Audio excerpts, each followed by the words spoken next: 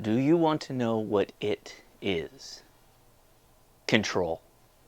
These machines, these ham radios, are taking our life energy by shackling us in our ham shacks to turn our human energy into this, an entry in a logbook. Today I offer you a choice. Take the blue ibuprofen, stay tethered to your ham shack. Keep enjoying your ham radio. But take the red fiber gummy, and I'll show you how I did this. Kilo India 6 November Alpha Zulu. Kilo India 6 November Alpha Zulu, you're 5-7 in this.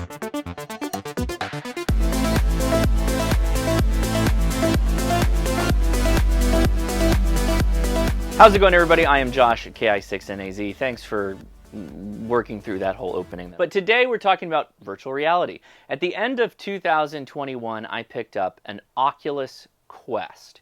For those that don't know, virtual reality in most instances is just screens, literally two screens, that go in front of your face, or one big one that's split in the middle, that go in front of your face and give you an immersive kind of virtual reality experience. But it really isn't more than two screens. And the reason I picked up the Oculus wasn't to play games, it's because I learned that there is a push towards productivity applications within the virtual reality spaces and app structures of the different companies that produce applications for them. So to give you a nutshell view, this is my headset. It is Wi-Fi enabled, meaning I don't have to be tethered to anything. I just have to have good internet. And to give you an idea of what's possible, I could be almost anywhere that has decent internet and can connect to the computer in my ham shack, which means every piece of software that is running on my ham shack computer, like JSA Call that I have running in the background, I can visualize on my headset with the software that is available within this architecture, Oculus in this case. To get some of the simple details out of the way first, this is the 256 gigabyte Oculus Quest 2. This sells for $400 and it comes with two controllers like these. The thing that's nice about the Oculus is that for some of the productivity apps, again, what we're going to be using to virtual desktop into my computer, you can do hand tracking and different controls with your hand. So you don't have to be using these controllers, although they are pretty ergonomic and easy to use. Further, because the Oculus is a Bluetooth device, you can tether Bluetooth keyboards to it and Bluetooth mice. This is a K380 by Logitech. It's called like a sofa keyboard. It has a touchpad for actual mousing and a keyboard that is okay, and it natively integrates into the Oculus so well that it'll actually visualize it on the screen with some of the applications we'll be talking about today. So to keep some of you in the audience engaged, you might be thinking to yourself, this might be good for that digital stuff, but I only do single sideband. This does too. See, the Oculus Quest has microphones and speakers in it, so when you remote into your computer, wherever you are, it will use the microphones and the speakers built into this for doing single sideband communications. Kilo India 6 November Alpha Zulu. Kilo India 6, please come back. Kilo India 6 November Alpha Zulu, you're 5-7 into Cerritos, California. Kilo India 6, November Alpha Zulu, you're a 5-7 into Kilo 9621. QSL, gotcha. The only thing I haven't really figured out is Morse code. Don't know where to attach a key to this, and I don't know that they were thinking about that when they built this thing. Now, before I explain how to make this work, and believe me, it was actually pretty easy. I had this up and running in each of the instances of applications I tried, and I tried 3 of them, and they all work pretty well. There's a couple of things I need to hit right up front for those of you that may be thinking about taking the plunge. This is still an entertainment device. This is still fun to play games on and all that stuff. If you already have one of these, like your kids may have one, then you're kind of already ready to experiment. It's not going to be that much more money to buy the applications you need to make this run. But 2 caveats. The first, if you've never used VR before, a lot of people get extremely motion sick using virtual reality. So you might want to try one before you go drop $400 on the 256 gig model or $300 for the 128 gig model. There will be links in the description though so you can find them. They're on Amazon, all that stuff. The next one, and this is a big one for a lot of people, this Oculus being the key word, is a brand that is owned by Facebook. Facebook, which is now called Meta. Why is it called Meta? Because of the metaverse.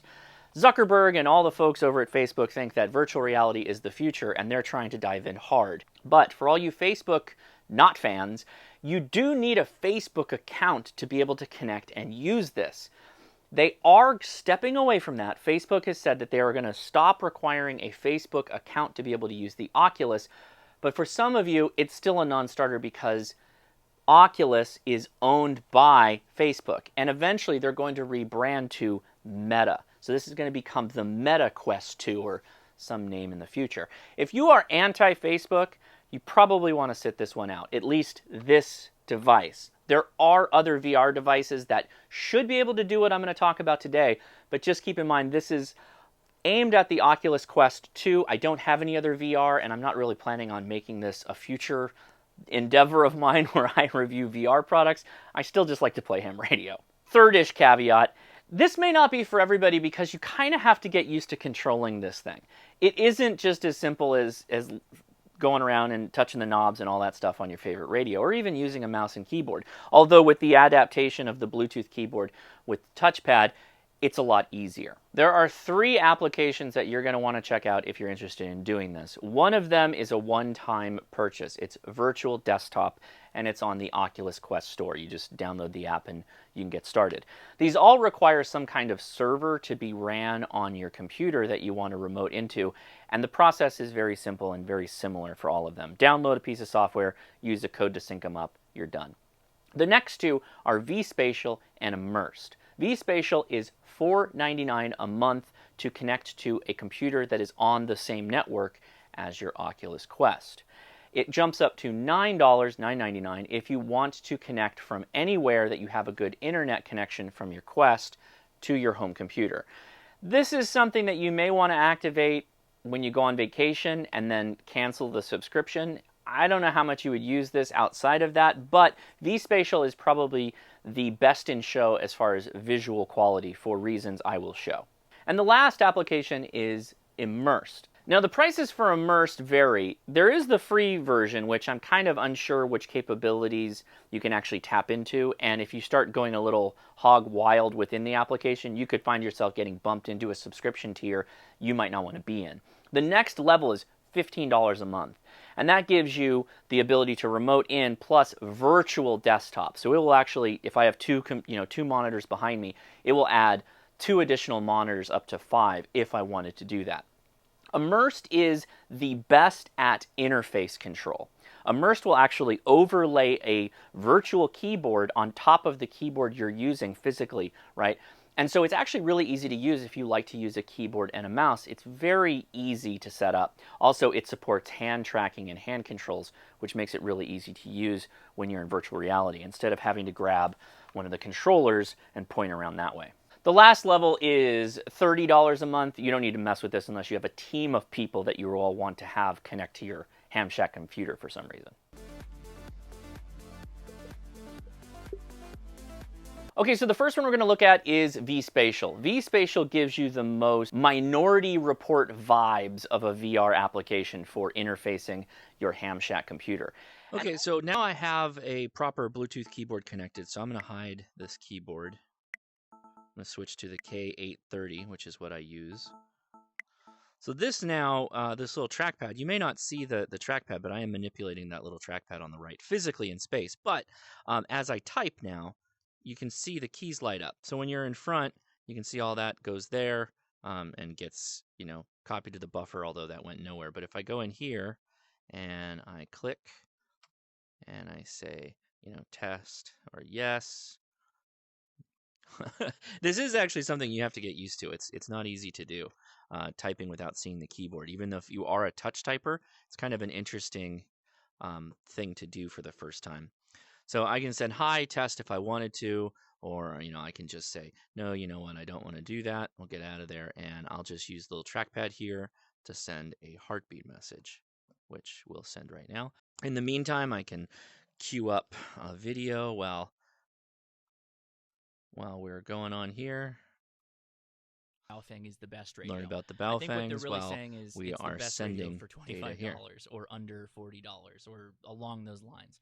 So do keep that in mind when you... And all I did was, again, get the vSpatial software running, connected to my home computer, and then every application that was running at the time within my computer was accessible in vSpatial. Then I simply used my little controller here, there's a grip button on the side. I would grab the app I wanted and throw it onto my main viewing space. And it's a tiered system. There's a big viewing space, a little smaller viewing space, and then little icons on the top. I found that this was the coolest way to show someone how you could virtualize a desktop within virtual reality. My wife loved it when I showed her. She thought it was super cool and actually kind of effective if you were going to do a demonstration for ham radio. The use cases for this seems very simple to me. If you are someone that likes FT8 or digital modes like JSA Call, among others, this is a pretty good, effective way to do it remotely. Maybe you don't want to have a laptop that you carry around when you're on travel, or you're just traveling light and you want a little entertainment and you actually do enjoy using VR. Then vSpatial might be the way to go, and it's roughly $9, $10 a month to be able to get that remote access capability, which may not make it that useful for some of you. But it's definitely a cool way to go and fully interfaces with your microphone and speaker on your radio. So yeah, it pipes in all the audio from your radio into your ears, and I did test this with both Win4ICOM and the RSBA1 software for running single sideband. Again, anything that you can run on your computer will run on the headset if you are remoted into your computer. A special note needs to be said about vSpatial's interesting approach to applications. Applications are treated like their own little floating window, a la Minority Report, where you grab a screen and Tom Cruise, throw it into the space you're working on. You get a lot of those vibes, and it's actually a really effective way to control ham radio applications. So I could sit down with my headset on, I could show Grid Tracker, FT8, WSJTX, I could show my log, and I could have like YouTube videos running in the background or something else that I was working on. It's really effective if you're kind of doing passive control type stuff. Web browsing while doing FT8. Web browsing while doing JSA Call or watching a YouTube video. It all integrates pretty well for that. It also works pretty well for doing single sideband so long as you have the capability of controlling your logger to type in the call sign that you want to add. There is one thing or one space where these all fall apart, and that's using these to type. And that's literally what you do. You feel like you're back, learning how to type for the first time, and you're henpecking one finger at a time for characters. That's not the fun part of this. But again, this device is Bluetooth, and so you can connect a Bluetooth keyboard to it and be able to control and type, whatever it is you were going to be doing. The next one on the list is Virtual Desktop. This is the most simple and one-time, one-pay application in the entire bunch. It's $20 off of the Oculus Quest App Store. It is also very simple. Once you get your remote server set up on your computer, you remote into your desktop, and then that's it. You can change your backgrounds of the room you're in, the virtual room, and you can flip between your two screens. I haven't figured out how to visualize the two screens next to each other, which would be really handy so that I could actually do something on one screen, like watch YouTube videos, and do FT8 on the other, or have Grid Tracker here in my logger, or whatever you want to do. You're generally locked to one screen. Think of like a laptop screen that's kind of right in front of you. You can move around a little bit, but you have very little control in this space. But at $20, this is the cheapest way to get started, and so you may want to start there because once you own the app, then you're good to go. You don't have to pay a subscription fee. Where am I? Who am I? Oh, we're going to our next level station, Plano, Texas. Alpha, welcome to the last part of the net. Take it away, Robert. Take 2 calls, or 1 call, sorry. There is one caveat with Virtual Desktop, at least in my experience.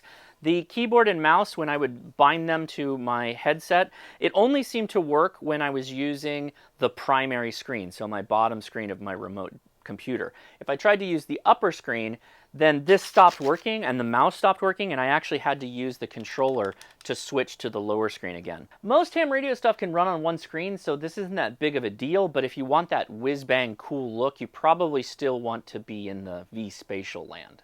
Now, last is Immersed. And Immersed, again, has a really high subscription tier, but there is a free service. And the free service does give you some interesting control capabilities, but you lose the capability of adding virtual monitors, which for most of you, again, is not going to be a problem, particularly if you only have one monitor or two monitors like I do. The advantage of Immersed, and this is going beyond ham radio, this is the most productivity-minded application. So it wants to sync with your mouse and your keyboard in your Bluetooth environment where you're sitting with your headset. It wants to be adjustable in that you can move monitors around on the screen, reposition, lock them in place, and then get to work. Remember, all these applications and actually productivity stuff in general on virtual reality is designed for a future that we're not quite there yet, but what is here is definitely set up to try and do office type things. So get in Excel, get in Microsoft Word, type some documents, send some emails, that kind of thing. The good news is that ham radio applications are so light and not processor intensive that we can run a lot of ham radio things in these virtualized spaces, and they generally work pretty well. Now, the reality here, and I've got to touch base on this, I don't think that this is necessarily the right now of ham radio. It is not the slickest and easiest thing to do. Further, there are some people that virtual reality just doesn't work for, and no matter which application you download, will this make you not get motion sick. There's just some people that this isn't going to work for. There are some pain points as well for how to control and get around the screens. If you like this kind of thing and you can get around pretty easy, then it's probably no big deal. Some of you may be thinking to yourself, why wouldn't I just bring my laptop, my Toughbook, my $300 Toughbook, right? This is the same, used is the same as like the new Oculus Quest, right? It's the remoting capability. With this one thing, you can visualize whatever it is you want to see on your computer from pretty much wherever you want to see it, if you're outside of your network or at your home network. There was a ham that made a comment on a video that I posted when I was experimenting with this on the Facebook group that said their wife actually thinks this is kind of cool because the ham shack right now for this person is the kitchen table. And setting up multiple monitors and having a big computer right there in the kitchen is probably not a good idea. But in the future, or what's capable now, I could see a world where we have more headless computers, or computers become part of your radio, which they already are in the case of like flex radios and some other SDR radios.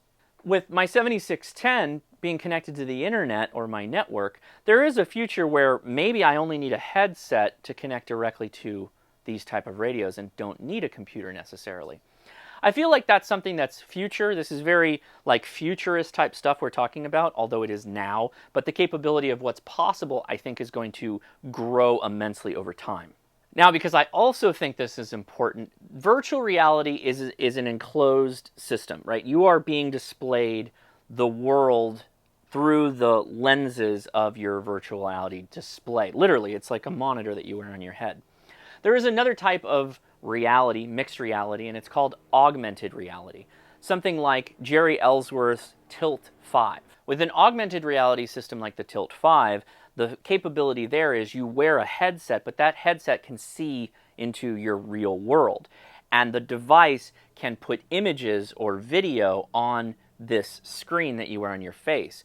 So in the future, you could be walking around remotely connected to your home computer and see JSA call messages pop up, WinLink messages, or be working live QSOs over single sideband without having to be taken out of the moment of the world that you actually live in. So ham radio then becomes something you take everywhere with you, particularly HF at all times. That will definitely happen. I know that will happen. It's just we're not there yet, largely because of software integration. The Tilt 5 has this capability with its augmented reality mat and all that other fun stuff, but it's not truly to the place of where you could just walk around town and make things happen with a ham radio that's in your shack. So this was kind of a tough video for me to make. I appreciate that there's a lot of hams that this actually is off-putting to them, that the mere thought of me talking about this is putting them over the edge and they may be feverishly typing comments as we speak. Instead of getting upset, tell me what it is you don't like about this, or for those of you that kind of are okay about this, like what do you find interesting about it? Because Ideally, I would like to make my videos 10 minutes to 20 minutes, and I could go way down into the deep end on this kind of stuff, but I don't know that's what people want to see, and I don't know if that's actually interesting enough for people, or I could go deep diving into something that none of you actually want to learn more about. You're more interested in making this other thing work with virtual reality and your ham radios. So your comments here are really appreciated. If you take the time and comment and tell me what you find interesting, what you don't find interesting, or really important, tell me what you'd like to see more of talking about virtual reality and potentially remoting your ham shack.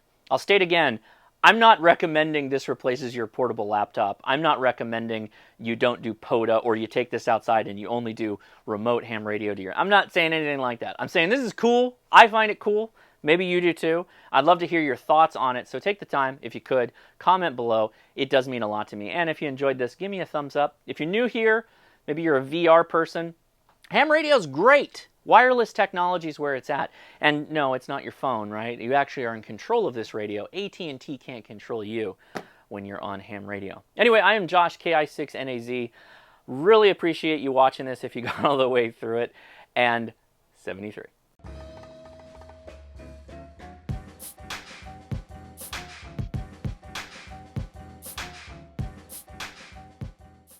For those of you that stuck around to past the ending, I'm thinking about bringing this to Hamcation next month. So we may do some live demos. I don't know yet, but it packs up pretty small. In fact, I didn't show the case. This is a little egg case that you can get for this. I gotta tell you, this was a fun one to make, particularly to do the research on.